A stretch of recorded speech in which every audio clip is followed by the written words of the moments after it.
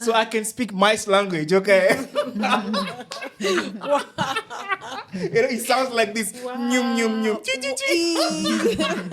The gentleman told Isabel, no, Isabel, Steven is here for the interview of which you are the interviewer. And then think about some times in my life when I started my journey as an entrepreneur. What were the struggles on the path? What were the moments of victory? Bom dia, boa tarde, boa noite. Sejam muito bem-vindos ao nosso podcast. Como é que é, Lu? Pod Boss Ladies. E hoje temos um convidado. Hoje este podcast é impróprio a cardíacos, porque nós temos aqui um convidado que é supa-dupa, como a gente costuma dizer. Não é, Lu? Sim, é um convidado muito energético e hoje vai ser muito animador, mas a gente vai começar a transformar esse podcast to talk only in English, because he speaks only in English. Yes, he's from Togo, and from now on, the shame started. Because this podcast today will be in English. Steven, it's an honor to receive you here. Thank you. Thank you for having me. Yeah, thank you to accept this invitation, and it's a pleasure for us to have you here. And your story is very, very, very, how can I say? Incredible. Incredible. When he's Lucian friend, and now is my friend too. Yes, it's fun. Yeah. So we have a question for you. Okay. Okay. It's something that I know you are from Togo. Yes. It's a different country here for us, even for me that I'm from Mozambique. Okay. Yeah. Makes sense. And you have an interesting story. How you can go from Togo to TEDx. Yeah. Well, ladies, first of all, I just want to say how excited I'm here to be here. I'm very, very much excited. And I always make it a point that when I'm given the opportunity, such as this right now, to, share a little bit about my story, share a little bit about little things that I know, I just want to say that I'm very, very grateful for what you ladies are doing. We now live in a world where everybody is about themselves. Yeah. Everybody is selfish. It's me, right? And for someone to take their time to invest of themselves, to say, look, we want to create a platform that help others to live more, dream more, be more. That is commendable, Like one of my favorite quotes actually says, it says that when you live a life that help others to be more, live more, dream more, then you are a leader. And that speaks to you ladies as being boss ladies. All right? Okay? Yeah. So, Togo, T-O-G-O, like I always say it. Well, it's a little tiny West African country. North to the south is 600 kilometers. East to the west and 180 kilometers. Okay. So don't feel bad at all. Even being from Mozambique, not knowing Togo. I've lived in South Africa for many years. When you meet a lot of people all over the world, a lot of people don't know Togo. Very often, I have to pull out my map, on my phone, Google Maps, say, hey, let me show you. Let me give you a geography lesson, see where Togo is. So it's okay. You're not the only person. That's perfectly normal. Look, where is my journey? What is my journey? Well, I was born in Togo, and I was born in a tiny 2-bedroom shack with 9 siblings. So like I often say, I know what it is to sleep on the floor and to share the floor with mice and cockroaches with 9 other siblings, to push left and right to say, make space, so I can speak mice language, okay? It sounds like this. Nyum, nyum, nyum. Cockroaches language? Exactly. It sounds like All right. Anyway, so the street on which I grew up, like I always say, it's basically dusty roads. I know what it is to walk to school 4 times a day, walk 10, 15 miles and walk back again. 15 miles. Yeah. And do that all over again. I know what it is to come back from school sometimes and not having anything to eat at home and, to really scramble, make ends meet. Okay, so, even though, growing up in such precarious conditions, for some reason, deep within me, there was that little voice. And I believe everybody has that little voice, that little voice that will tell you that there's a possibility that you can be a little more than what your circumstances are telling you that you can be, That little voice that tell you that you too can host a podcast and thousands of people can listen to it.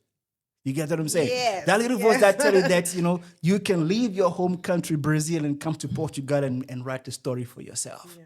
You get what I'm saying? Yes, but we have more voice in saying that we can't than that we can. Exactly. No, I mean, there's always two voices, right? There's the voice that says you can, the voice that says you can't, right? And then that's actually, if you think about it, that's the whole element of life. Which voice you choose to listen to. Exactly. You get what I'm saying? Like Henry Ford says that those that think they can and those that think they can't, they are both right. Right. But the result it boils down to what our fruit is. I love my favorite quote in the Bible that says that you shall be judged by the fruit they bear. Yeah. Okay? Yeah. So anyway, at the age of 15, I finished my high school. And I 15? went. Yes. You're Yeah. Oh. Yeah. It's a prodigy. I finished school I started at 4, skip some grades, Okay. Yeah. And I went to university. So, that was my youth. But, I remember like the university, even, I don't know how it is right now. In but Togo? Yes, in Togo. Okay. I remember back in the days, the ratio from, it was 4,000 students to one professor. What? Yeah. And I always, I make this joke in my book, Be Transformed, How to Live Free of Fear, Self-Doubt, and Low Self-Esteem. I say that back in those days, when a professor had their own projector, okay, they will come to university with their own projector. They were considered like stars among their colleagues. Okay, that's precarious. So I just was frustrated by what my circumstances were. Yeah. And I was studying economics at the time. And when I did a projection as to what the country is going to be in 10, 15 years, I wasn't seeing the light. There was no light at the end of the tunnel. So I then asked myself the question, okay, this is where I am. This is the voice I'm listening to. This is what I can see at the horizon.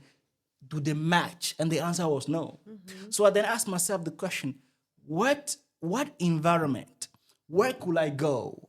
Which country could I go to that could offer me those opportunities? So at the time I tried Europe, it wasn't, forget about it, visa denied. I tried the US, visa denied. And I was okay, what is the next country that can offer me those opportunities? And then looked at the map and then I pinpointed South Africa. Now, Johannesburg, yes, Josie. Josie. Now to go from my home country, Togo, to South Africa, I'm not from a rich family, right? So I remember the flight ticket at the time was over $650 or something, and I didn't have it.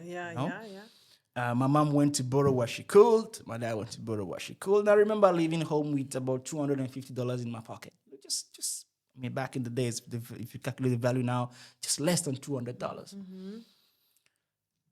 And I always say this, that the things that I left with, it wasn't just that $200, but I left with something even more, and that was faith. Yeah. And that faith was even more than the currency that I left with. Do you get what I'm saying? Yeah. If you had at the time, even if you had left with $10,000, yes, you can do a lot more physically and practically, but the faith that I left with is a faith that has built me into who I am till today, right? Wow. So anyway. The journey took me about 1.5 years, okay, from one country to the next, on foot and talking to people. At least my destination is where I'm going. This is my story. And during those 18 months, my family thought I was dead. What? Yeah. I thought I was dead. and then eventually, when I arrived in South Africa, in my mind, I thought, as soon as you get into the country, everything is going to be rosy. Not at all. Okay, it wasn't rosy at all. I had days in that very same South Africa. I had days where 2-3 days with no food, no water, nobody to call my home. I was sleeping on the street. There were days where, we were working on these premises where we had to live off dust bins. I mean, if you are from Mozambique, then you should know checkers. You know checkers? Yes, yeah, of course. So at some point we worked in these premises where we were security by night and worked as like mason, carpenter, whatever by day on those premises. Worked there for 4 months. Nobody paid us no money. And how we had to survive, we were surviving on expired food that was thrown away in the back of checkers. That's what we survived with every single day. All right. So I mean, I shared this with you just to simply create the basis of our conversation. All right. Yes. Just to say that, it's very easy for people to look at someone, when you're making a bit of move and, God is shining his light up on you, God is smiling on you. It's very easy for people to see and say that, he's lucky. All right. Yeah. But that's the thing. We people never, ever look at what is underneath. They always, they're always gonna talk about what is shiny at the top, but they forget. People will forget, because when they come closer, then I'm gonna tell them, I'm gonna remind them, hey, listen, I know what it is to go 2-3 days, no food, no water, nobody to call your home. Okay, I know what it is to be in a country where nobody wants you to be there. Okay, South Africa, it's not an easy country. Do you get what I'm saying? Yeah. So anyway. At one Wednesday afternoon, I remember, I was sleeping in a shack. The rent was $200. I couldn't even afford it. One of those shacks that you had those mice that, those mice they had body. Have you ever seen those mice that they do bodybuilding? I've never seen. Those mice, they've got 6 packs. I'll tell you, biceps like this, and they'll come and eat your food and bully you on top. They'll be like, hey, what you gonna do? We know you're broke. Yeah. So, I was hanging out with those mice, the cockroaches said, hey, come get some cards and let's hang out. You know the language of cockroach. So you know what I'm saying? Your friends. So, I would sleep in that shack. The following day, going to the street. At that point, I was just literally doing anything to survive. Anything. So one Wednesday afternoon. In the university? No. I was in South Africa at the time already. There was no more story of university. Now you face life. No, now you gotta make ends meet. Okay. So one Wednesday afternoon, this gentleman came to me. He said, hey man, listen, tell me more about your story. I see you coming here on the street, hawking stand, you screaming all the time. Hello, ma'am, how are you? Come closer, buy my apple. Hi, sir, or you buy this biscuit. What is your story exactly? And I'm like, no, sir, look, I'm from Togo. This has been my journey. This is how I got here. And he said, really? Wow. You know what? How about you come through to Mass Mart? So Mass Mart, Mass Mart game, macro, game, right? Yes. So, okay, come through to Mass Mart, okay, Monday. That was Wednesday. Monday, and I might have something for you, okay? And I remember at the time, even the trouser to wear to go to this Mass Mart, even the shirt that I had to wear to go to Mass Mart, I didn't have it. Yeah.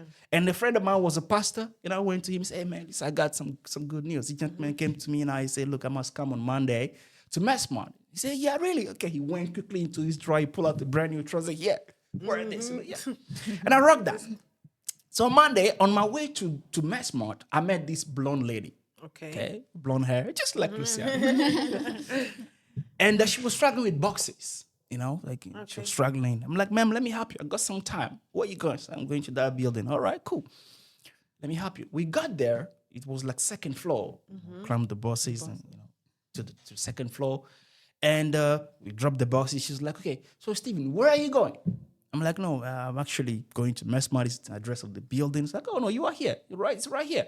Oh, okay. So who are you looking for? I give the name of the gentleman. So, oh, no, I know the gentleman. So she called the gentleman and said, hey, we have someone here, Steven, very good gentleman, help me, looking for you. And then the gentleman said, no. So the lady's name is Isabel Kokumo. And I remember very well. And the gentleman told Isabel, no, Isabel, Steven is here for the interview of which you are the interviewer. Yeah. And just like that, I got the job.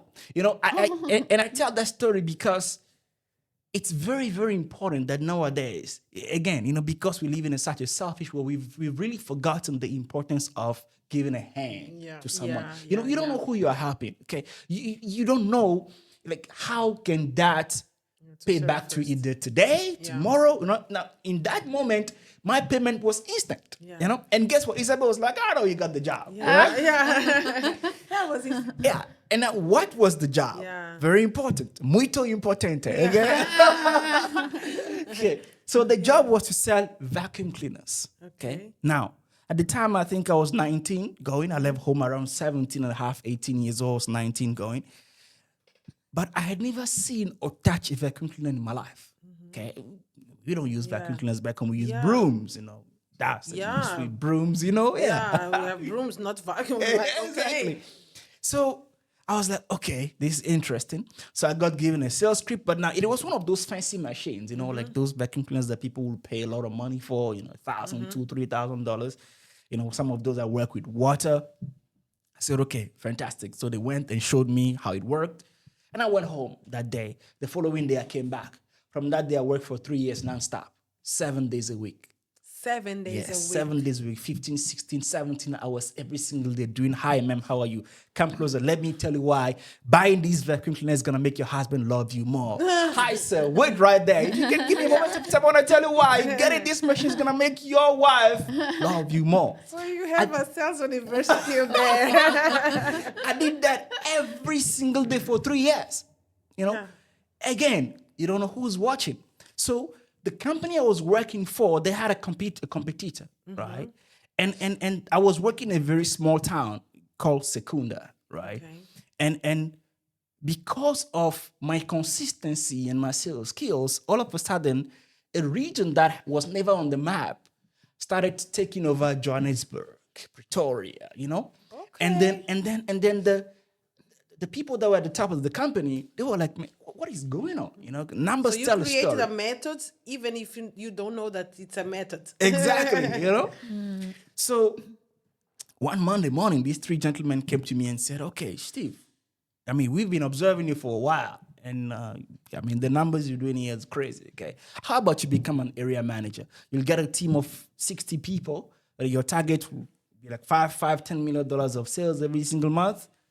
Are you down?" I'm like, "Yeah, sure." They spoke to me on Thursday. On Monday, I didn't even have a place to stay in Pretoria. I moved.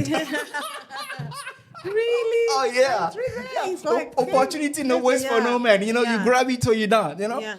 And then I kept the consistency. 6 months later, I became a regional manager. Bigger team, bigger target. And I worked in that company for another 4 years, and I left. Okay, it was So you worked like 7 years? In total, yeah. In total. And I was like, you know what? I think I'm going to go into new things. You know, me, I never stop. Can't stop, won't stop. You know, we keep going. So I left, and I went to start my own company. You know, we were making and selling hair shampoos for Black and Indian women. Really? Yeah, Black and Indian people. Yeah, you know, very niche market.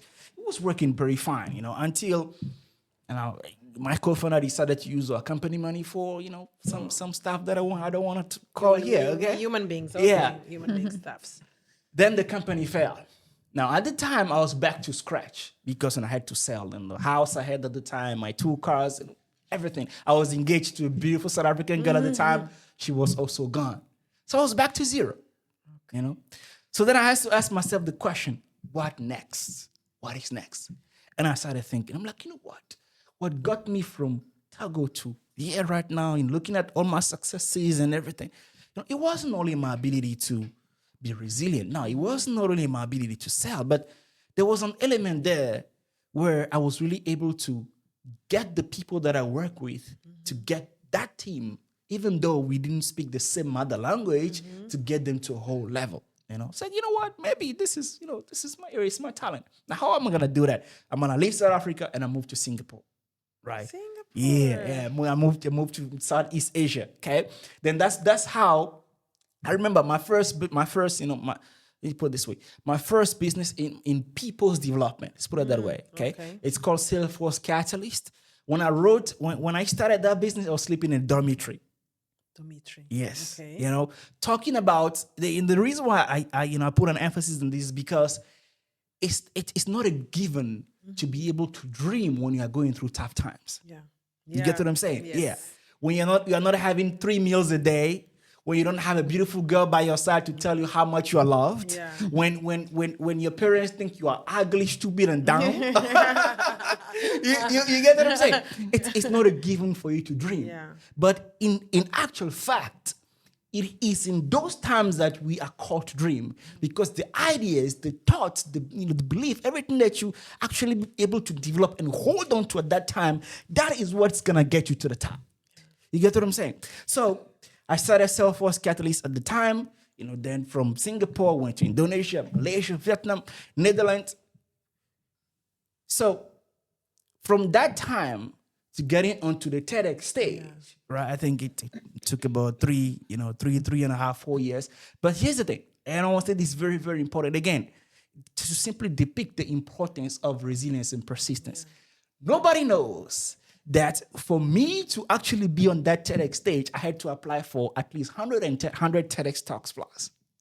100. Yeah. Yeah. Yeah. You get what I'm don't saying? know the backstage Yeah. at all. I mean, I applied. No, thank you. No, thank you. No, thank you. No, thank you. No, thank you. No, thank you. Until you got that one, and then in my TEDx talk, I spoke about the upside of losing momentum, and I shared how for a seed to grow, it has to go in the darkness of the ground in order for it to blossom. So I'm saying that, look, I really don't think that my life journey is special. Okay, I don't think I'm special. I have 2 years. Now I think that's special. I don't. Even you don't agree, but it's special. Sorry, but it is. It is what it is. Well, thank you. But from where I stand, I think it's really a question about, number one, being able to hold on to faith, right? Even when there's no light at the end of the tunnel for you, right? Because guess what? One of my favorite books, the Bible says that there's a time to sow, a time to reap. Yes. Okay? Yeah. So not because Ecclesiastic, thank you. Yeah. Not because you are crying right now, it means you're going to cry forever. But all you have to do is just to hold on a little bit, just a little bit, just hold on a little bit more. You know what I'm saying? Yeah. Because your victory is coming, right? So I say that my story is not special because all I had to do is to hold on a little bit for my cycle to come. Now, as I am right now, I'm going for new challenges all the time, and I'm continuously, pushing for bigger and better challenges. Now, do I, as I am right now, do I have all the resources together to reach the next challenges that I'm stretching for? The answer is no. Yeah. Do you get what I'm saying? So I just want to say this, that from where I stand, everything I've learned thus far about life, I really believe that the key to breaking through to that voice, okay, the key to breaking through to the materialistic form of that voice which you hear, one very important key is the ability to persist. Yeah, and this ability is very right now. It's not easy at all. The ability to persist, to be consistent, it's not easy at all. Not at all. And what you are now, explain for us what you do for live now. Well, after all of this. So, I wear different kind of hats, right? But, I really don't like confusing people, because when we talk about a lot of things, people know how. So what do I do now? I'm an entrepreneur. Okay. Somebody can call me a serial entrepreneur, I just love building businesses, one after the next, doing all kind of collaborations. I'm an entrepreneur. I'm a speaker, okay? And I run an investment and fundraising company called Aris Vision Capital, okay? So we help investment funds manage what we call their LPs, their investors database, and we also help them raise funds. And we do the similar thing for startups.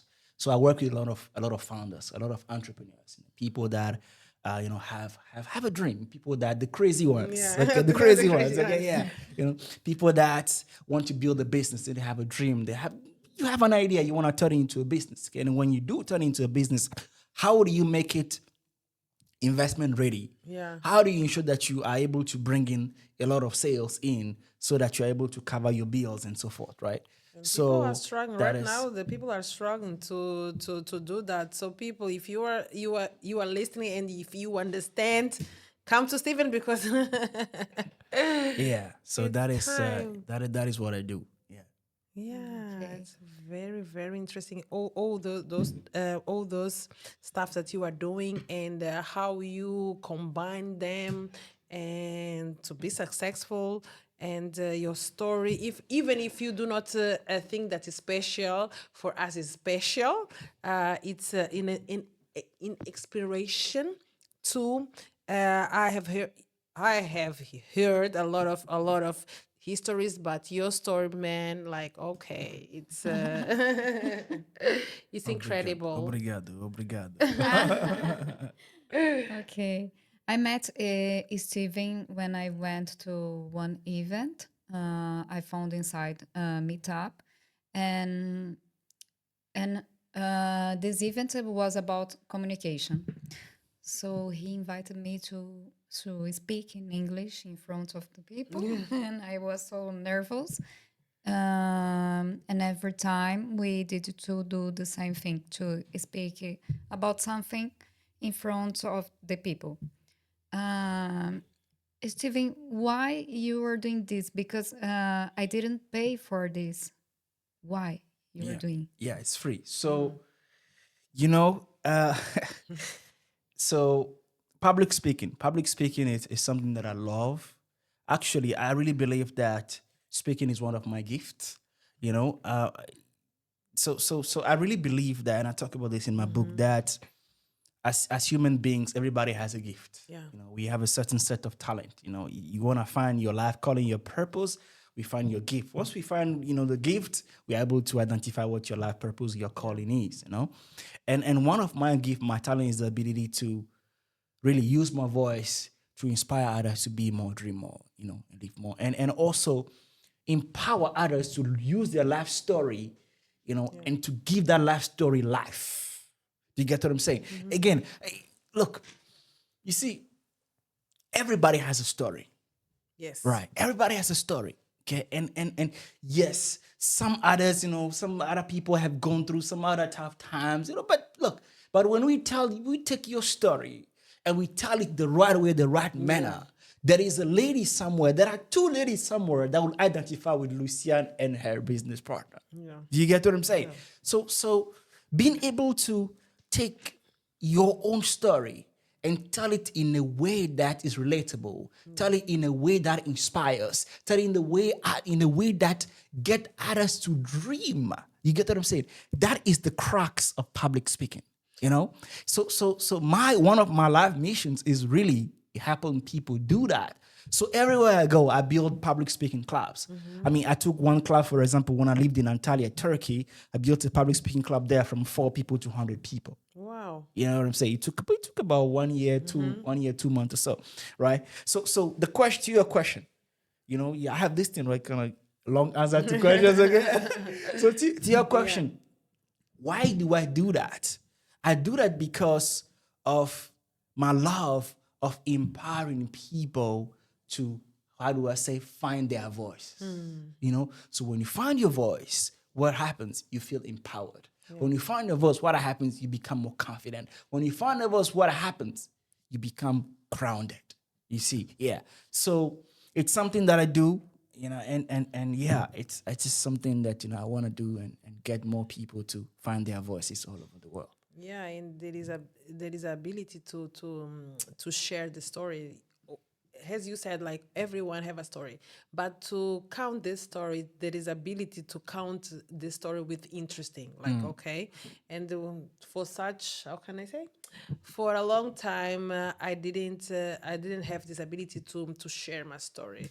Now, like since last year, I'm struggling to know and to learn how to share my story and impact another women's persons. Yeah. Okay, Yes. it's really nice. You have 3 books. What was tell us the principal lesson inside all of this book and tell us about your books too. Yeah, so my first book is called Be Transformed, How to Live Free of Fear, Self-Doubt, and Low Self-Esteem. Because I wrote that book basically taking my journey from going from Togo, to, I wrote it, I tell the story from the whole journey, and it stopped at when I started Salesforce Catalyst. Okay. It stops there in Asia. That means Singapore, yeah. the other one that I will write, in a couple of years, it will basically pick it up from there, pick it up from Asia to, whatever I'm doing at the time. I wrote Be Transformed, How to Live Free of Fear, Self-Doubt, and Low Self-Esteem. By the way, the title Be Transformed was inspired to me by Romans 12:2. Do not conform to the things of this world, but be transformed by the renewing of your mind. Yes, I love this. You get what I'm saying? So, look, I believe that whatever we go through in life, whatever challenges we go through in life, they always lead to two paths. The first path is when we get a little bit of more confidence, or like I say, a little bit of more oomph, right? Into saying, you know what? I'm the boss lady. You know what? I am that guy. Or it takes you onto a path where you face the three toughest demons of mankind, which are fear, self-doubt, and low self-esteem.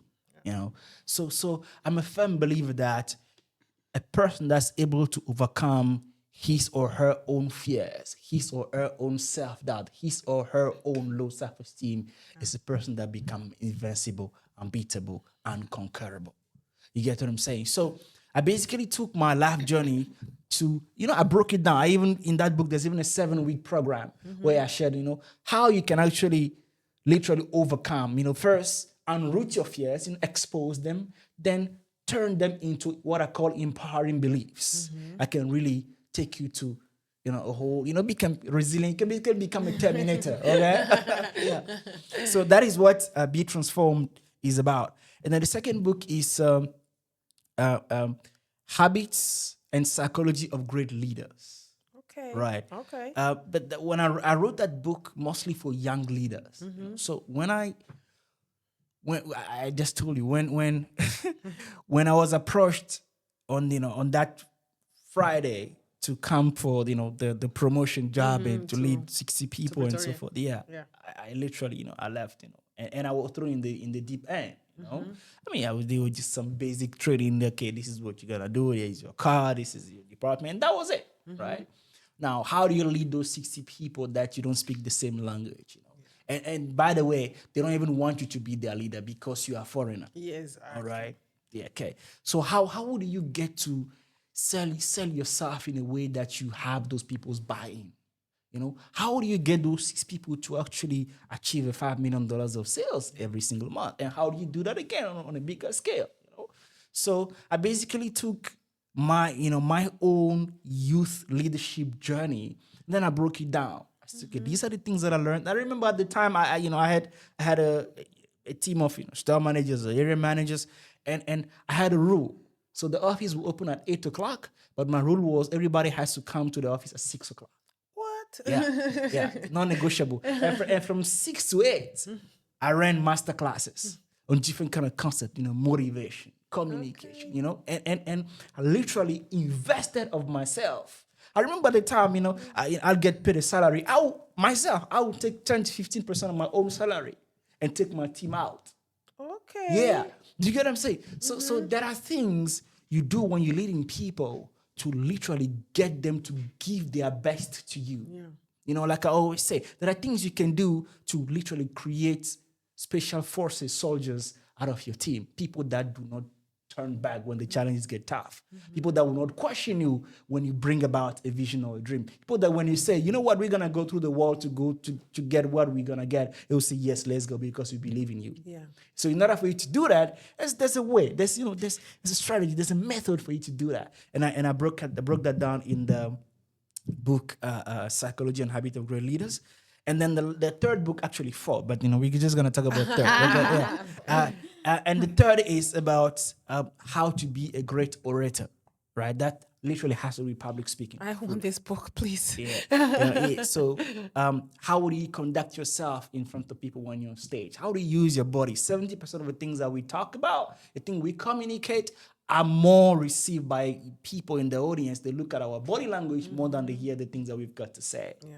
Right? You can have the greatest of sales speeches ever, but try to do that with a lousy, unconfident, unenthusiastic, very, very, I don't know, depressive voice and see if that works, you know? Unlike if you have the enthusiasm, if you open your arms, if you have the right steps on the stage, people are more prone to listen to what you've got to say, right? And how do you craft a story? How do you craft a speech? Do you start with the story? Do you draw lessons from that story? Do you build fact around it? So I broke that down. It's, you know, and by the way, this is a very, you know, it's not one of those books where it's 200 pages. You have to read half of it before you know what exactly is going on. No. It's a very simple, short book. You take it, you read it 2 hours, you become an expert. That's it, done, gone. You get what I'm saying? Yeah. I need to buy this book, definitely. That is. Okay, so give us some tips about public speaking. Public speaking. Yes. What would you like to know about public speaking? How to construct a good how can I say como construir roteiro, how can construct A good speech? a good speech, exactly, a good speech. Well, the thing is, there are different type of speeches, right? Are you speaking at a wedding? Are you speaking at a company conference? About my story. Like, okay, about my story. I want to share my story in What an do you interesting sell? about myself. Okay, yes. No, what do you sell? Your product. Not my product. Only you. Only me. And after that, okay, that inside of my story, of course, I will sell my products.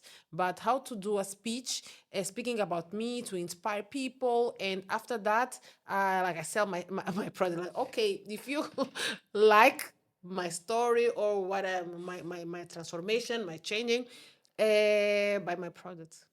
So why do we tell stories? The reason why we tell stories is so that we can create mirrors for people to look at. Yes. Okay. Do you like yourself? Do you like the image of yourself in the mirror? Yes. Do you? I also do. Okay. And I'm very handsome when I look in the mirror, okay? So the reason why we tell stories is so that people can see themselves in it. Okay. And if you tell the story well, you don't even have to say, if you like my story, buy this book. No, they will buy it before you even do a call to action. You get what I'm saying? So being able to tell a story, it's very important to you delivering an impactful speech. And again, it doesn't matter whether you're speaking at the company conference, whether you're speaking at your friend's wedding, whether you are selling a product, whether you're on a podcast, it doesn't matter.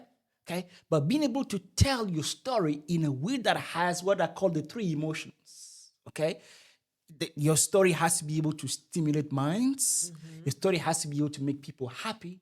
And the story has to also have a bit of sadness as well. Okay. You get what I'm saying? Because those are the 3 key emotions that animate every single human being. You know? So that's basically means that there has to be an element of vulnerability.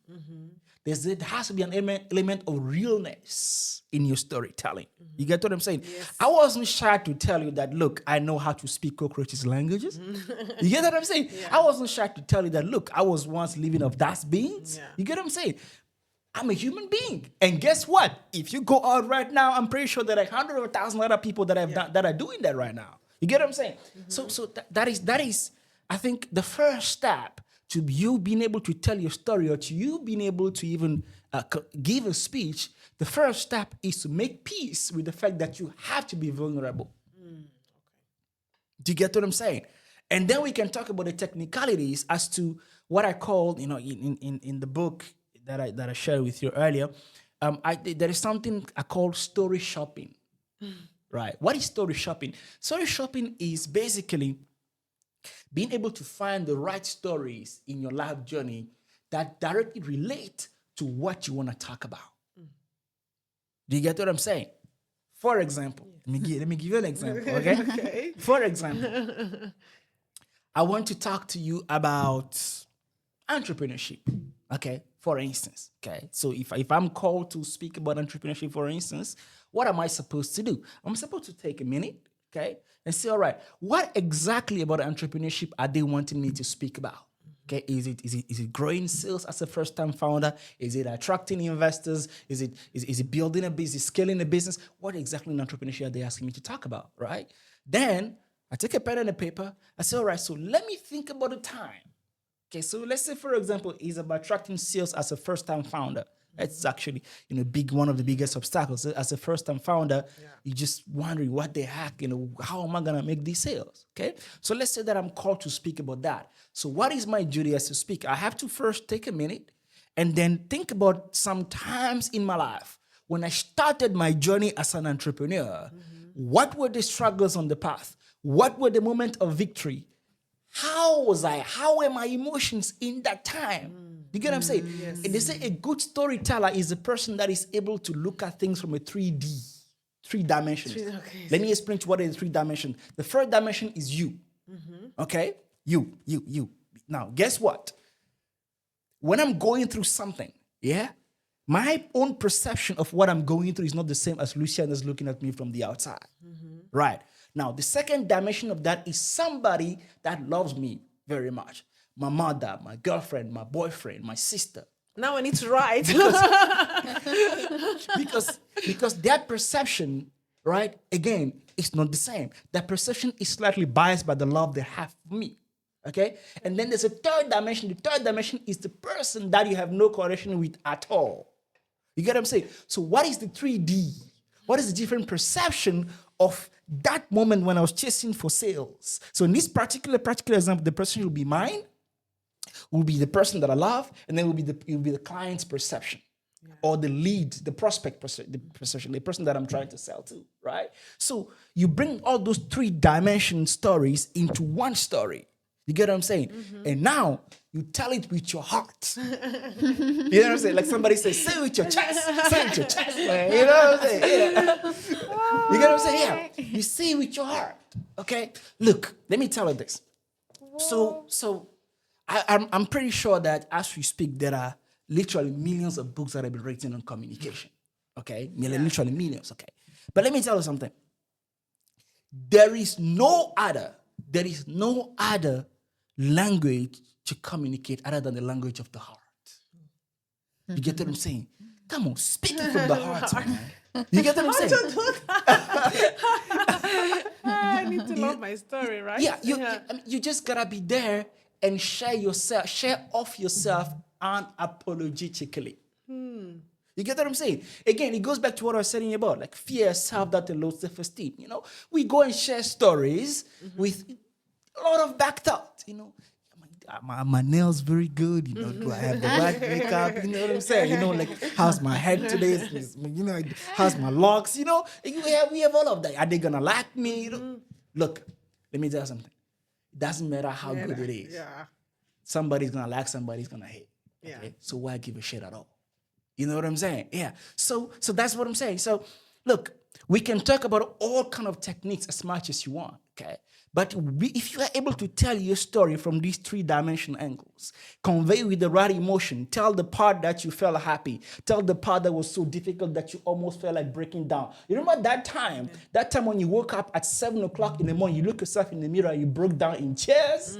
We want to know. You get what I'm saying? Yeah. Remember that time that you called so many customers. You thought for that day it was gonna be 3 calls and then you're gonna get a sale. No, but you were on the 150 call. Still nobody was willing to buy what you're selling. That time when you took the phone and you threw it on the wall, you're like, this is enough. We want to know. You get what I'm saying? Everything of this is in your book. Please come because I will buy it. Now, it's to have the ability to speak. It's amazing because right now I want to buy every product that you have. Now I'm like. I told you. I'm speechless. I told and you. It's not normal to me to be speechless. Yeah. Okay. Well, thank you. I received the flowers. Okay. Yeah. Do you have a project for kids in Africa? Yes or no? And what is this project? Look, I really believe that Africa is the future. Say whatever you want to say. Yeah. The wave of, how do I call it, the wave of progress is going around the world, and it's in Africa more than ever, right? So I always say this jokingly, but it's true. I tell all my, because I have a very international community of friends and acquaintances. I tell, like, look, guys, you gotta be nice to me. Okay, you better be nice to me. If you are from Europe, South America, or US, please be nice to me. Okay, because when that time comes, you're gonna go to Africa. Okay, I might be your host, so be nice to me. Okay, buy me some popcorn today. Okay, all right. Don't worry, Lucian, you got a place there. Okay, you are hooked up. You are hooked up. Okay, you are covered. Yes. So I've got this project called Educate One Child. And we started it a couple of years ago with my brothers, and it's basically it's an NGO that we started, and the purpose of that is to really bring education to places that don't have education. Okay, because look, the reality of the matter is, if we take Togo for instance, you just have to go 50 kilometers away from the city to see that kids don't have books, see that there's supposedly to be one instructor there, but he hasn't been, they haven't gotten their location for months, right? So how do we enable those children, the ability to dream a little bit more than what their circumstances, has revealed to them? And we do that through education, right? So Educate One Child, the goal of Educate One Child is to be able to expose the disadvantaged or the underprivileged African children, and right now it's just in West Africa, Togo, Ghana, Benin, Nigeria, to be able to be exposed, right, to the very basic minimal education, and more. You get what I'm saying? Yeah. But that is not the only thing that I envisage. I mean, that's already it's been happening for years. But I have bigger dreams for Africa. I'm gonna. Sorry, and this part is in Togo. It's in Togo. Togo, Ghana, Togo, Ghana, and Benin. In Benin, okay. Yeah. So my dream right now, if anybody listening to me right now, I'm looking for $5 million. My project right now that I'm gonna be working on in the next 12, 24 months, I want to start a fund. And that investment fund is going to be investing into sub-Saharan industrial startups. Okay. So we're talking industries, we're talking clothing factories, cell phone factories, anything that has to do with factories. Yeah. So in 12 months from now, I'm going to start raising $5 million, $5 to $7 million is going to be investing into different kind of factories, back on the continent. Yeah. Really nice. And what's next, Steven? Because you are moving for many countries, and now you are here in Portugal. You stay here, or do you want to move to another country? And why you were moving? I love Portugal. I want to find myself a wife. A wife, or at least a good girlfriend, but so he's single, people. So I am single. I am single. So my next destination is going to be North America. So we're talking either Canada or the US, right? Why? The question is why? I know you're gonna ask that, so let me just answer you. Because I think. So one of the things that I'm doing right now, as I say too, is mainly based on investment and fundraising, and I think one of the, not even one of the biggest financial hub in the world is the US. To be specific, right? Yeah. So that's one of the reasons, and you know what? Out there's just bigger challenges. Okay, there's bigger challenges. There's bigger wars to fight. You know what I'm saying? Like, I'm the guy. Bring me more challenges. So I want to go find more challenges. So that is where I'm going next. When I don't know yet, but it's work in progress. And you never live in US? No, USA? not No? per se. Because Travel your there, accent- but because your accent, if I do not know that you are from Togo, I will think that you are from USA. well, Definitely. I'll take that as a compliment. Thank you. Yeah, because your accent is so. I love USA accent. So Cool. Okay, and if the people want to find you, how they can? Find me. It's very simple. All you have to do, go to Google and type there Steven, Steven, Dossou, Dossou. And then you get a bunch of things that will pop up. My Instagram will pop up, my Facebook will pop up, my website will pop up, okay? And just go on to one and send me a message, okay? If you want to get in touch directly, just go on Instagram, type the same thing. Go on to Facebook, type the same thing, okay? Whatever platform you are at, just type the same thing. Or go to stevendossou.com, right? Okay. Send me a message. I love to connect. And let's grab coffee. Okay, Steven. Thank you so much for being here. It was amazing to listen your story. I love your story. I know you are a good guy because of this, I told Marla, we need to interview this person because he's brilliant. So we are trying He's to interview since February, something like this. Yeah, right. We had to Yeah. postpone it. Exactly. Yeah, we made it. And, We made it today. Yeah, thank you for being here. That was a huge lesson for me. I learned a lot. I have how can I say? I thought that I need to have something to write because there's a lot of good things to know, to understand. And thank you for that. You're welcome. I mean, you can transcribe the podcast, right? Yeah. Yeah. I mean, everything we spoke about today, transcribe it and then make a little booklet out of it for yourself, and you can read through it. You know? Definitely Yes. will do that because It's a lesson for yeah. all the people. I found gold here. Yes. Okay, thank you so much. Let's change to Portuguese. Ok, agora vamos falar em português, já que nós já passamos toda a vergonha possível e imaginária aqui em inglês. E foi um prazer, foi uma honra. E se vocês perceberem, nós vamos pôr as legendas. E se vocês perceberam o que foi dito nesta mesa, o que foi dito nesta hora, isto é ouro, é gold para vocês. Nós fizemos isto a pensar não só em nós, mas também nas pessoas que nos assistem, porque o Steven diz coisas que, cara, não vão encontrar em outro lado, não é? Sim, ele tem uma linha muito nossa, assim, que é empoderar as pessoas. É exatamente isso que eu e a Marla, nós queremos fazer, e estamos fazendo, e estamos empoderando várias mulheres e pessoas. E o Steven, ele traz tudo isso pra gente, né? Então, esse episódio tá fantástico. E nos sigam, se inscrevam no canal para que a gente possa trazer mais pessoas maravilhosas aqui para vocês. E é isso. É isso. E saibam que nós não temos medo, mesmo que seja em inglês, nós vamos trazer desde que seja para vocês.